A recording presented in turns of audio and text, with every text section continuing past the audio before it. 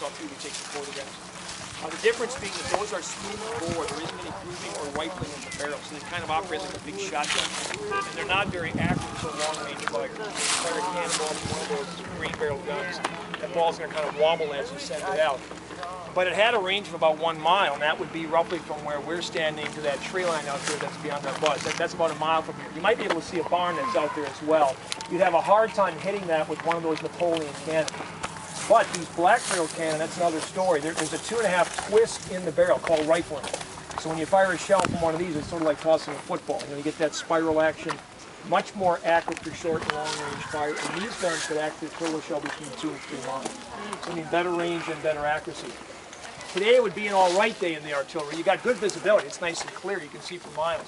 But what you also need to accompany that is a good hefty breeze, because these guns produce a lot of smoke. And if you're firing at the enemy, chances are he's throwing shells back at you. So a good breeze would help remove the smoke so that you can still keep seeing your targets, and hopefully if your crew is better trained, then you take out the enemy guns first.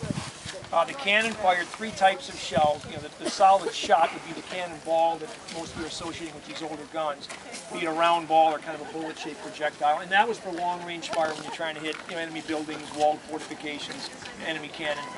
But they did have exploding shells that was for more the middle range, where you basically have a cannonball that was hollowed out and filled with gunpowder, and you put a smaller number of iron or lead balls inside that, and then you'd attach a fuse. So it would kind of go off as a bomb blast.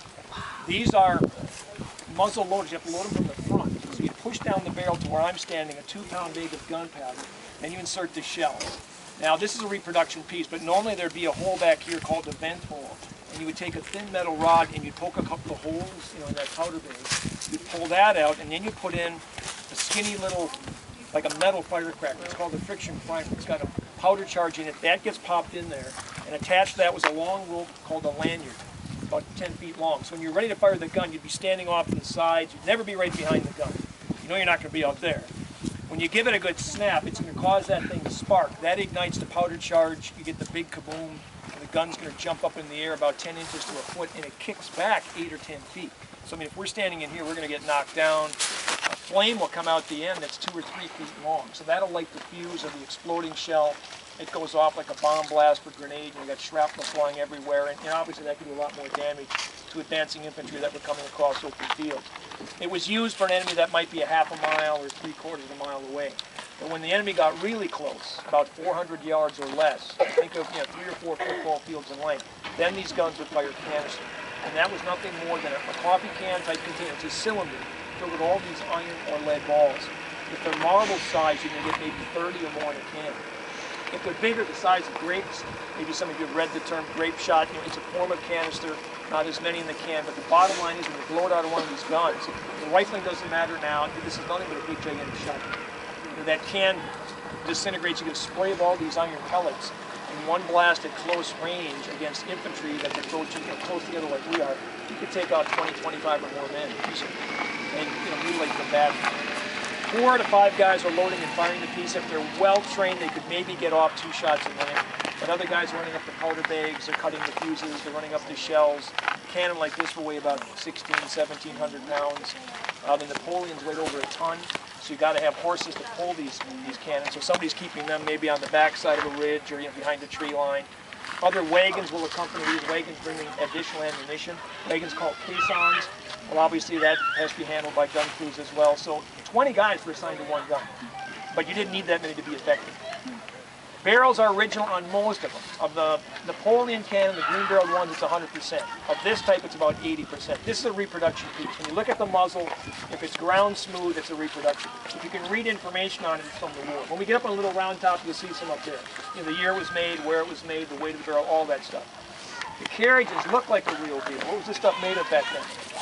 Yeah, usually white oak with your iron bandings. But you wrap your knuckles on this, it's all cast iron. There was a foundry that fabricated these around 1900. The foundry here at Gettysburg. So, I mean, they're old. They're over 100 years old, but they're not from the Civil War. But the cannon are in the areas where they would have been positioned during the course of the battle. And as we can see, these guns are facing our bus and that bus and beyond. The Confederates are going to get this high ground as the first day is kind of drawing to its conclusion. Southern troops coming in from behind us, the north, oddly enough, and from the west. Union armies coming up from the south. The battle kind of had an unusual twist in how it developed. Basically because Lee's army got a bit of a head start when he begins to trek north. The Union Army's kind of hanging back, trying to stay between Lee's army and Washington. You guys aren't that far from D.C. now, about 80 miles in that direction.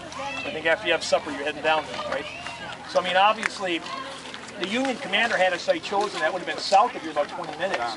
He didn't plan on fighting here any more than Lee necessarily did. The reason why it happens is the road network. You have all these major roads that converge at Gettysburg. This was a very busy crossroads community.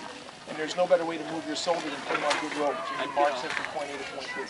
So the fingertips of the armies meet out here. That's where the light fighting begins. It touches off the battle. It builds very quickly as more and more troops arriving on the scene. And by the end of day one, you got this titanic struggle on your hands.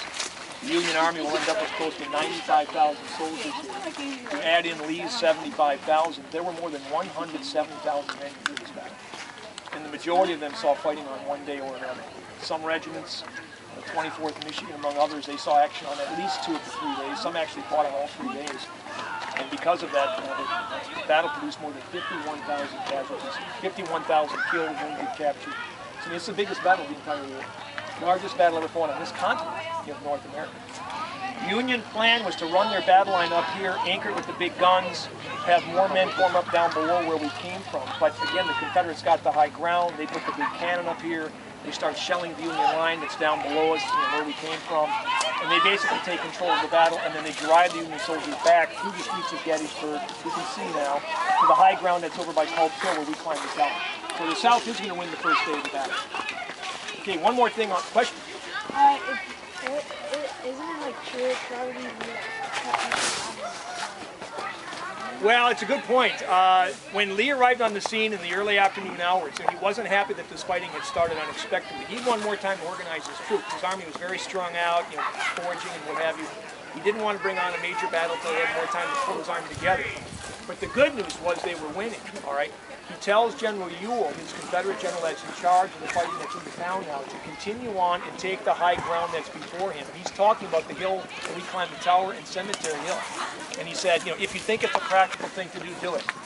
So it's not a direct order, and it meant that this Confederate general could decide for himself. He chose against it. And many historians have said that might have been one of the key turning points. If they had pushed on and gotten that high ground that we visited first, maybe they could have won the battle. As it is, things are going to turn around rather dramatically when we get into day 2, day 3. We'll see how things start unraveling for the Confederates. The Union Army's got the good high ground. It's a tight line. We're going to drive that southern line now, which is much, much longer. All these things start working against the Confederates. So yeah, you bring up a good point. Last thing I'll mention before we hop back on the bus is the Peace Lake.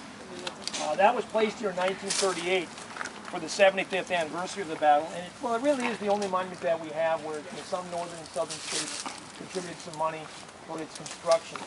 It wasn't the best of times for our country because we were just crawling out of the Great Depression. We had World War II on the horizon.